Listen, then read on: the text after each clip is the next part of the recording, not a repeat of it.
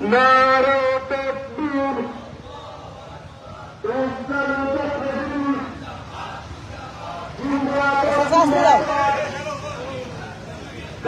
নৌসাদ ভাই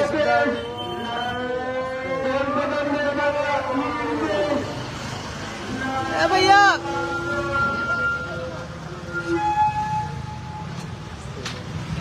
ও ভাই সামনে না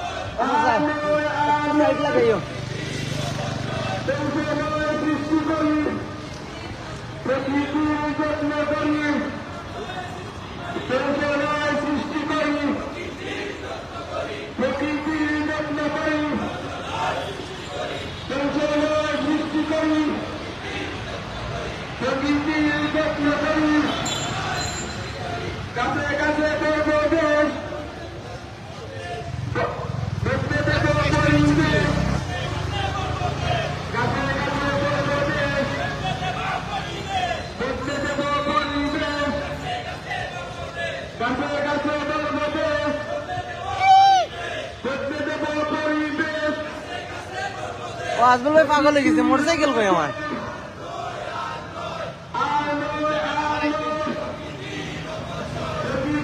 ভাইয়া আবি যাও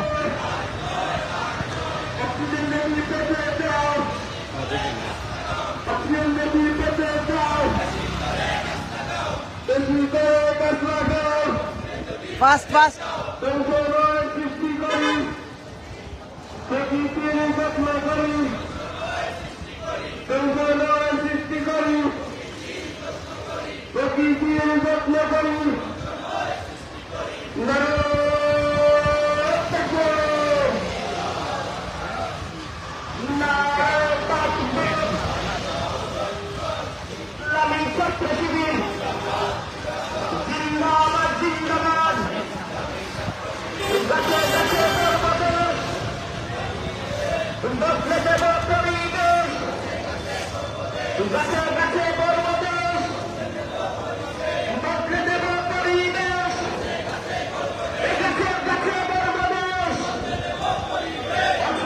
ক্যাম্পাসে আমরা ছাত্র শিবিরের পক্ষ থেকে বৃক্ষ বিতরণ এবং বৃক্ষরোপণ কর্মসূচি পালন করব।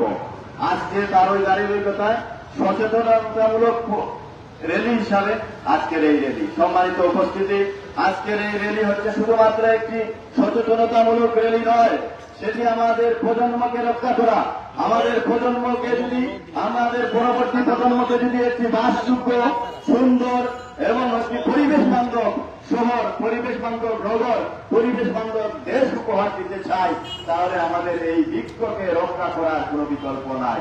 আমরা দেখতে পাই বিভিন্ন মহল, বিভিন্ন কুচক্রী মহল, যারা দেশপ্রেমে উদ্বুদ্ধ নয়, তারা হচ্ছে শুধুমাত্র মানুষের কথা চিন্তা না করে নিজেদের পেট পূর্তি করার কথা চিন্তা করে আমরা বিভিন্ন সময় দেখি তারা গাছ কর্তন, বনভূমি ধ্বংস সহ পরিবেশ বিপর্যয়কারী বিভিন্ন কার্যক্রমে লিপ্ত থাকে।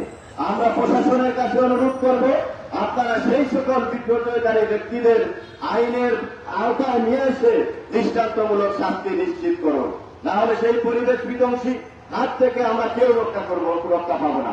আমরা এই সিলেট শহরকে একটি সুন্দর শহরে রূপান্তরিত করতে চাই। আমরা প্রশাসন সহ নগর পরিকল্পনাবিদ যারা আছেন তাদেরকে বলবো, নতুন নতুন যে সকল আবাসিক জায়গা গড়ে উঠবে সেই সকল জায়গা অবশ্যই পরিবেশ বান্ধব করে গড়ে তুলতে হবে। না হয় কোনো অবস্থায় সেই সকল আবাসিক এলাকার অনুমোদন দেওয়া যাবে না।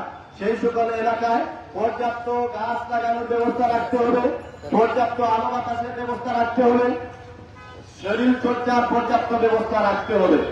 পর্যাপ্ত আমরা যদি এই সিলেট নগরীকে একটি সুন্দর নগরীতে পরিণত করতে চাই, তাহলে প্রত্যেকটি রাস্তা, প্রত্যেকটি পাড়া, প্রত্যেকটি স্কুল, কলেজ, ইউনিভার্সিটি সহ প্রত্যেকটি জায়গায় আহ্বান জানাবো সম্মানিত সচেতন নাগরিকবৃন্দের।